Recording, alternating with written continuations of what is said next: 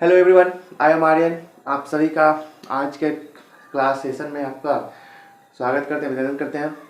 आज का जो हमारा टॉपिक है वो है बिहार। ठीक है, बिहार करेंट अफेयर के बारे में हम जानेंगे। यानी जो करेंट अफेयर 2024 में आपको पूरा जनवरी से दिसंबर तक, नवंबर तक बताया गया है, उस सभी पर हम चर्चा करने वाले हैं। परंतु उससे पहले हम बिहार के बारे में कुछ सामान्य परिचय जानेंगे। उसके बाद आपको स्टार्ट करेंगे 2024 का मुख्य बातें। ठीक है, तो चलिए परिचय से स्टार्ट करते हैं, यानी सामान्य परिचय, फिर उसका भौगोलिक दशा। ठीक है, तो बिहार आप लोग जानते हैं सभी कि बिहार 22 मार्च 1932 को क्या हुआ था, तो बंगाल प्रांत से अलग हो गया था। ठीक है, उसके बाद एक बिहार अलग अपना रुतबा में आया, उसे कहेंगे। फिर उसमें बिहार में उड़ीसा था, झारखंड था, पर उड़ीसा भी अलग हो गया। पहले उड़ीसा अलग हुआ, फिर आपको 2000 ईस्वी में क्या हुआ था, तो नवंबर 2000 ईस्वी में झारखंड भी अलग हो गया बिहार से। उसके बाद बिहार एक अलग राज्य बन गया, पूर्ण रूप से एक एकल बिहार। ठीक है, तो इसी हम बिहार पर चर्चा करेंगे, उसका सामान्य परिचय जानेंगे। तो सबसे पहले बिहार के बारे में जानते हैं। बिहार का अर्थ क्या होता है, ये विहार शब्द से लिया गया है। कौन शब्द से? विहार शब्द से लिया गया है। जो आपको बौद्ध मठ जो था ना, बौद्ध मठ, इसका अर्थ होता है यानी भिक्षुकों का रहने का स्थान, बौद्धों का रहने का स्थान क्या कहते हैं, विहार कहते हैं। और यहाँ पे आप लोग जानते हैं कि गौतम बुद्ध के कारण ज्यादा फेमस है बिहार। गौतम बुद्ध यानी बौद्ध धर्म, जैन धर्म, अलग अलग सभी संप्रदाय के कारण बिहार बहुत ही ज्यादा फेमस है और गौतम बुद्ध का इसमें सबसे ज्यादा योगदान है। ठीक है, तो बिहार का अर्थ क्या हुआ, बिहार का अर्थ हुआ बौद्ध मठ यानी भिक्षुओं के रहने का स्थान। चलिए हम उसका सामान्य परिचय स्टार्ट करते हैं। इससे पहले अगर आप हमारे चैनल पर नए हैं तो सबसे पहले सब्सक्राइब कर दीजिए, साथ ही साथ शेयर कर दीजिए। बिहार करेंट अफेयर आपको डेली एक वीडियो मिलेगा, जिससे आपका पूरा बिहार क्लियर हो जाएगा। ठीक है, आप जिस स्टेट में रहते हैं उस स्टेट के बारे में आपको जानने का एकदम उत्सुकता होगा, तो वही हम थोड़ा सा स्टार्ट किए हैं और आपका ये क्लास पूर्ण रूप से निरंतर चलने वाला है। अब एक भी दिन आपको स्टॉप पे नहीं मिलेगा। एक वीडियो एक क्लास, यानी इसका जितना क्लास हो सके उतना धीरे धीरे पढ़ना है, कोई जल्दबाजी नहीं करना है। तो चलिए हम स्टार्ट करते हैं सामान्य परिचय से बिहार करेंट अफेयर्स का। आज पहला क्लास है, तो आज का पहला जो क्लास है वो पूरा देखिएगा और सभी क्लास को पूरा देखिएगा। आपको डेली एक एक वीडियो बिहार से मिलेंगे। चलिए स्टार्ट करते हैं। आधिकारिक नाम, ठीक है, परिचय में सबसे पहला है आधिकारिक नाम। तो आधिकारिक नाम है इसका बिहार। ठीक है, उसके बाद है मौर्य एवं गुप्त काल का नाम। ये सब क्वेश्चन पूछता है आपको, प्रतियोगी परीक्षा हो या ये सामान्य परिचय जितना है वो तो आपको हिस्ट्री से भी रिलेट करता है, इसलिए इसे अच्छा से देखिएगा। आधिकारिक नाम बिहार हो गया। मौर्य काल एवं गुप्त काल का नाम, ठीक है, यानी आप जानते हैं कि बिहार जो पटना जिला है उसको सबसे स्टार्टिंग में यानी पाटलिपुत्र कहा जाता था, फिर मगध कहा जाता था। तो उसको स्थापित करने में सबसे ज्यादा योगदान रहा था मौर्य वंश का, उसके बाद गुप्त वंश का। तो चलिए मौर्य एवं गुप्त काल का नाम क्या था बिहार का, तो बिहार का जो मौर्य काल एवं गुप्त काल का नाम था वो था मगध। उसके बाद है गठन। बिहार का गठन कब हुआ, तो बिहार का गठन 22 मार्च 1912 ईस्वी को हुआ था। 22 मार्च 1912 ईस्वी को क्या हुआ था, बिहार का गठन हुआ था, जिसमें आपको उड़ीसा भी सम्मिलित था और साथ ही साथ झारखंड भी सम्मिलित था। यानी पहले तो झारखंड नाम नहीं था, पहले झारखंड बिहार का हिस्सा था, पर बाद में जब अलग हुआ तो उसमें झार कटीले ज्यादा, मतलब वनस्पति चीज उसमें झारखंड में ज्यादा गए, इसलिए उसका नाम झारखंड पड़ गया।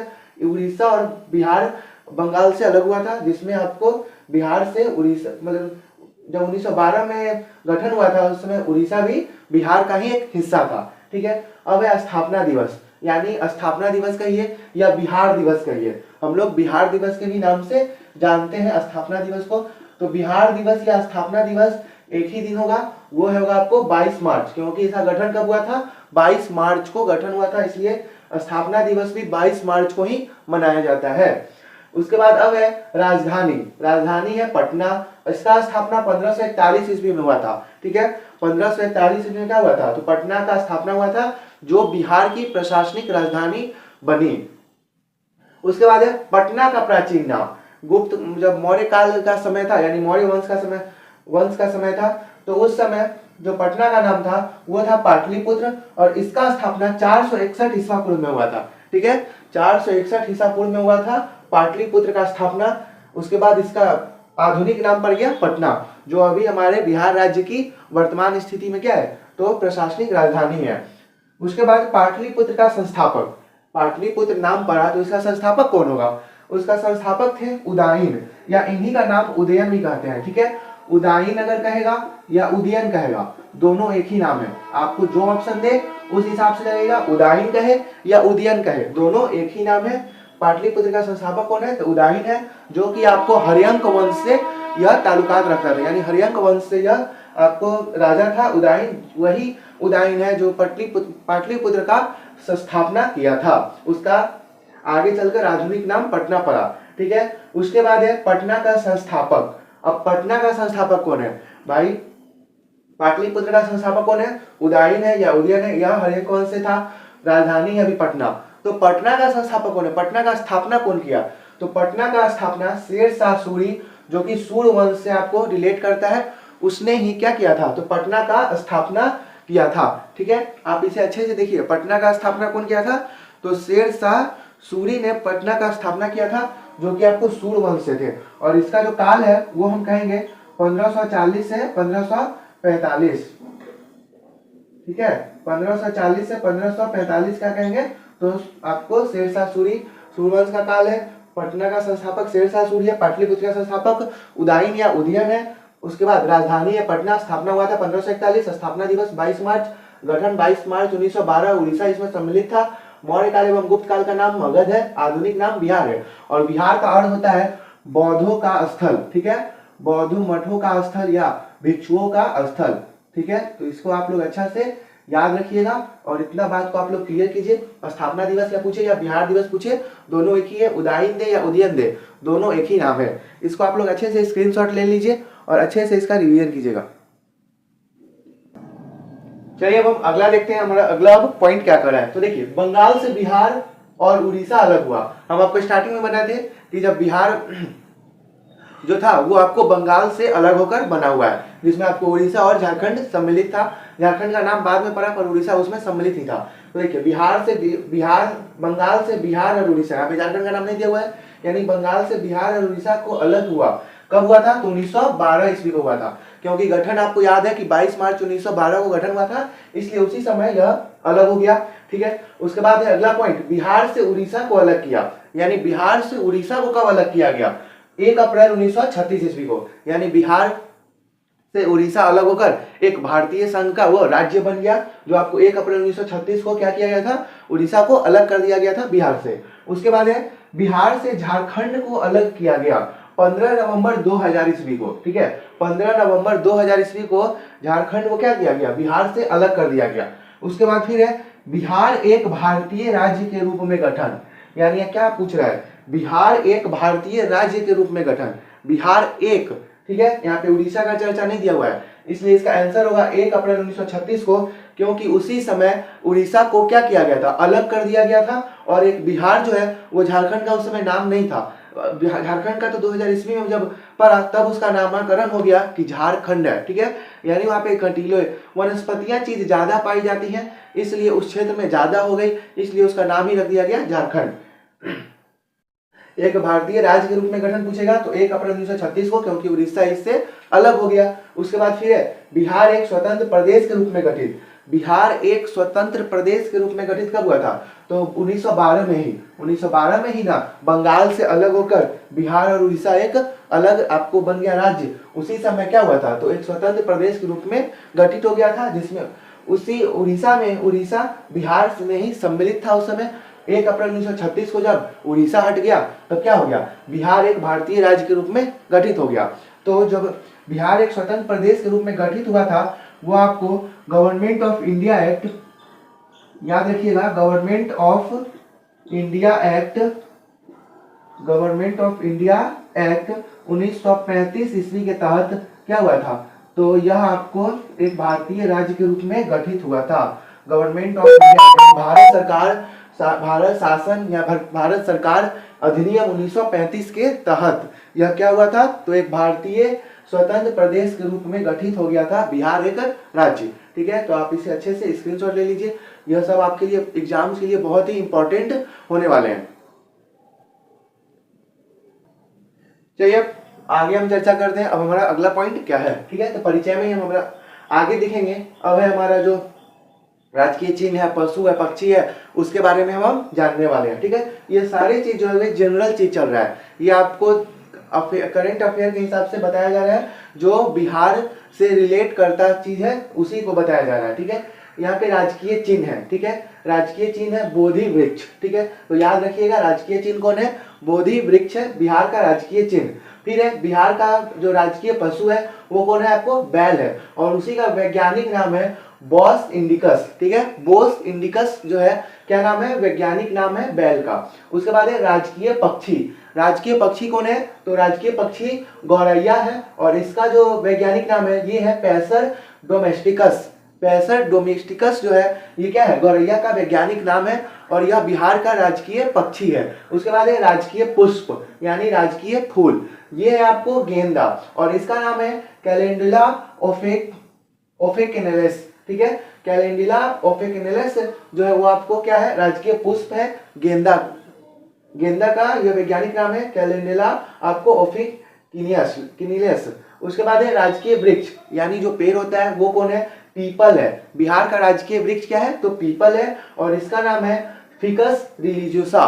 फिकस रिलीजियोसा है वो क्या है, आपको बिहार का राजकीय वृक्ष है। उसके बाद है राजकीय मछली, जो आपको मछली है वो है मांगुर। मांगुर मछली है वो आपको बिहार की राजकीय मछली है। इसका वैज्ञानिक नाम है कैलेरियस बैट्रिकस। कैलेरियस बैट्रिकस जो है ये क्या है, आपको राजकीय मछली है बिहार की। उसके बाद है फिर राजकीय खेल यानी बिहार का राजकीय खेल जो है वो आपको कबड्डी है। उसके बाद है राजकीय भाषा, तो राजकीय भाषा में यहाँ पे 3 भाषा दिया हुआ है, एक का नाम है हिंदी, दूसरे का नाम है आपको उर्दू, और तीसरा का नाम है आपको मैथिली। ठीक है, सर्वप्रथम हिंदी को राजकीय भाषा बनाया गया था, उसके बाद आपको उर्दू को 1984 में क्या हुआ था, तो राजकीय भाषा बनाया गया। याद रखिएगा उर्दू को 1984 में राजकीय भाषा का दर्जा दे दिया गया था, यानी यह बिहार का दूसरा राजकीय भाषा है जिसका नाम है उर्दू, और उसे 1984 ईस्वी में क्या हुआ था, तो दूसरा राजकीय भाषा का दर्जा मिला हुआ था। उसके बाद है तीसरा जो राजकीय भाषा है वो है मैथिली, यानी तीसरा राजकीय भाषा है मैथिली। पहला राजकीय भाषा है हिंदी, दूसरा राजकीय भाषा है उर्दू, जो 1984 ईस्वी में इसको राजकीय भाषा का दर्जा मिला, और तीसरा है मैथिली। ठीक है, राजकीय खेल कबड्डी कहेंगे, राजकीय मछली मांगुर मछली है, राजकीय वृक्ष पीपल वृक्ष है, राजकीय पुष्प गेंदा फूल है। उसके बाद राजकीय पक्षी का नाम बोलेंगे तो गौरैया है। उसके बाद राजकीय पशु तो बैल है। उसके बाद राजकीय मतलब चिन्ह तो बोधि वृक्ष है। राजकीय इसका पशु जो बैल है ये इसलिए है क्योंकि यह बैल जो होता है वो किसान का प्रतीक होता है, तो इसलिए यहाँ का राजकीय पशु क्या है, बैल ही है। ठीक है, तो आप लोग इसको अच्छे से क्लियर कर लीजिए और इसका स्क्रीनशॉट ले लीजिएगा। इसका वैज्ञानिक नाम है यहाँ पे 1 2 3 4 5 वैज्ञानिक नाम है, इनको भी अच्छे से आप लोग क्लियर कर लीजिए।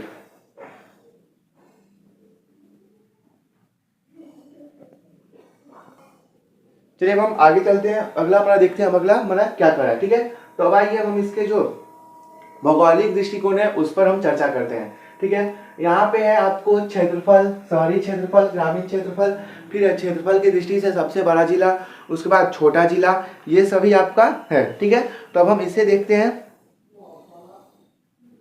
चलिए, तो बिहार का जो क्षेत्रफल है वो है आपको 94,163 वर्ग किलोमीटर। कितना है, तो 94,163 वर्ग किलोमीटर है आपको बिहार का क्षेत्रफल। ये सभी जो है ये भौगोलिक दृष्टिकोण है, तो याद रखिएगा भौगोलिक दृष्टिकोण से ये क्या है, तो आपको अब चर्चा हो रहा है। ठीक है, अब यहाँ पे है शहरी क्षेत्रफल, तो क्षेत्रफल की दृष्टि से बिहार कैमा स्थान पर है देश में, तो आपको 12वां। ये भी याद रखना है कि क्षेत्रफल की दृष्टि से जो पूरा देश में है, यानी देश में बिहार का स्थान कितना है, देश में बिहार का स्थान क्षेत्रफल की दृष्टि से देश में बिहार का स्थान आपको 12वां है। ठीक है, तो यहाँ पे क्लियर हो गया, क्षेत्रफल है 94,163 वर्ग किलोमीटर और यह पूरे देश में बिहार का 12वां स्थान है। शहरी क्षेत्रफल है 1095.49 वर्ग किलोमीटर। ठीक है, उसके बाद एक ग्रामीण क्षेत्रफल देखिए तो 92,257.51 वर्ग किलोमीटर, यानी ग्रामीण क्षेत्रफल यहाँ पे सबसे ज्यादा है। उसके बाद है क्षेत्रफल की दृष्टि से बड़ा जिला, यानी क्षेत्रफल की दृष्टि से बिहार का सबसे बड़ा जिला, तो ये है आपको पश्चिम चंपारण, जिसका आपको किलोमीटर है, 5228 वर्ग किलोमीटर, किलोमीटर स्क्वायर में यह फैला हुआ है, वर्ग किलोमीटर में आपको फैला हुआ है पश्चिम चंपारण। कितना? तो 5228 वर्ग किलोमीटर में पश्चिम चंपारण बिहार का सबसे क्षेत्रफल की दृष्टि से बड़ा जिला है। क्षेत्रफल की दृष्टि से सबसे छोटा जिला, तो सबसे छोटा जिला जो है वो आपको शिवहर है, 444 वर्ग किलोमीटर। ठीक है, उसके बाद है यहाँ का जलवायु। तो जलवायु जो बात करेंगे, यहाँ का जलवायु है उष्णकटिबंधीय मानसून। यहाँ पे उष्णकटिबंधीय मानसून जलवायु मतलब पाया जाता है। उसके बाद है पहली सिंचाई, यानी बिहार का सबसे पहला सिंचाई परियोजना कौन सा है? तो बिहार का जो सबसे पहला सिंचाई परियोजना है उसका नाम है सोन परियोजना। ठीक है, सोन परियोजना जो आपको है बिहार का सबसे पहला सिंचाई परियोजना है। अब सोन परियोजना है क्या, इससे क्या है, मतलब कैसा परियोजना है, यह सभी चर्चा आपको बाद में की जाएगी। अभी आपका जितना परिचय है वो क्लियर करते हैं, उसके बाद इसमें से भी टॉपिक बनेगा तो उसको आपको बाद में वीडियो देंगे। ठीक है, अब अगला देखिएगा, सबसे बड़ी सिंचाई परियोजना, यानी यह सबसे पहली सिंचाई परियोजना पूछेगा तो सोन हो जाएगा, और सबसे बड़ी सिंचाई परियोजना पूछेगा बिहार का तो उसका नाम है गंडक परियोजना। कौन सा? तो गंडक परियोजना है बिहार का सबसे बड़ा परियोजना और सबसे पहला सिंचाई परियोजना है सोन परियोजना। जलवायु अगर पूछेगा तो उष्णकटिबंधीय मानसून हो जाएगा। क्षेत्रफल की दृष्टि से सबसे छोटा जिला शिवहर है, क्षेत्रफल की दृष्टि से सबसे बड़ा जिला पश्चिम चंपारण है। उसके बाद है आपको ग्रामीण क्षेत्रफल यहाँ पे सबसे ज्यादा है, शहरी क्षेत्रफल आपको 1095.49 वर्ग किलोमीटर ही है। उसके बाद क्षेत्रफल की दृष्टि से पूरा देश में बिहार का स्थान पूछेंगे तो 12वां हो जाएगा, और क्षेत्रफल है बिहार का 94,163 वर्ग किलोमीटर। आप इसे अच्छे से स्क्रीनशॉट लेकर और कॉपी में नोट जरूर कीजिएगा। चलिए देखिए अब क्या है हमारा सर्वाधिक तापमान वाला जिला। ठीक है, तो ये है आपको गया। सर्वाधिक तापमान वाला जिला पूछेगा तो गया हो जाएगा। सर्वाधिक वर्षा वाला जिला है किशनगंज, यानी किशनगंज जो जिला है उसमें सर्वाधिक वर्षा होती है। सबसे कम वर्षा वाला जिला औरंगाबाद है। ठीक है, बिहार का औरंगाबाद जिला सबसे कम आपको वर्षा वाला जिला है। उसके बाद है फिर सबसे गर्म जिला और सबसे ठंडा जिला, दोनों आपको गया है, क्योंकि यहाँ पे गर्म कुंड और ठंडा कुंड यानी दोनों मिलता है। ठीक है, जिसमें से गर्म पानी और ठंडा पानी दोनों प्राप्त होती हैं, इसलिए सबसे गर्म जिला भी गया ही कहा जाता है और सबसे ठंडा जिला भी गया को कहा जाता है। सबसे कम वर्षा वाला जिला औरंगाबाद हो जाएगा, सबसे अधिक वर्षा वाला जिला यानी सर्वाधिक वर्षा वाला जिला पूछेगा तो किशनगंज हो जाएगा, और सर्वाधिक तापमान वाला जिला पूछेगा तो आपको गया हो जाएगा। इसे आप लोग अच्छे से क्लियर कर लीजिए।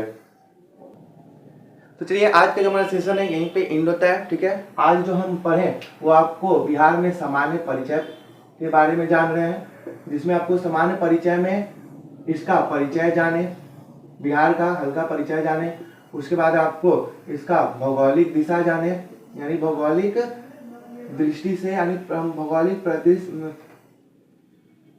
दृष्टि से करते हैं। ठीक है, यानी भौगोलिक दृष्टि से इसका सभी कुछ जाने।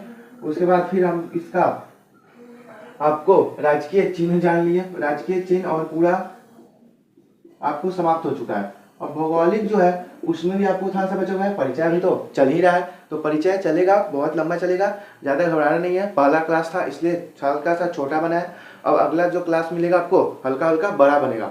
ठीक है, तो आप लोग उसी हिसाब से तैयारी कीजिएगा और अच्छे से इस वीडियो को वॉच कीजिएगा, ज़्यादा से ज़्यादा लोगों तक शेयर कीजिए, ताकि सभी लोग बिहार जो करंट अफेयर है उसको आनंदपूर्वक उठा सके। और इस वीडियो से एग्जाम्स में भी बहुत सारे क्वेश्चंस आते हैं। ठीक है, बिहार एग्जाम में तो बहुत सारे क्वेश्चन आएंगे, अदर स्टेट में भी आपको इस बिहार मतलब जहाँ बिहार समसामयिक या बिहार वार्षिक पढ़ाया जाता है उसमें आपको क्वेश्चन सब आते हैं। ठीक है, करेंट अफेयर से आएंगे, उसके बाद आपको जनरल नॉलेज। ये बिहार एक ऐसा भौगोलिक स्थिति के दृश्य है जिससे आपको बहुत सारे क्वेश्चंस प्राप्त होंगे। ठीक है, बीपीएससी हो या बीपीएससी हो टीचर हो, कोई भी आपको एग्जाम हो उसमें आपको यहाँ से क्वेश्चन जरूर आते हैं। ठीक है।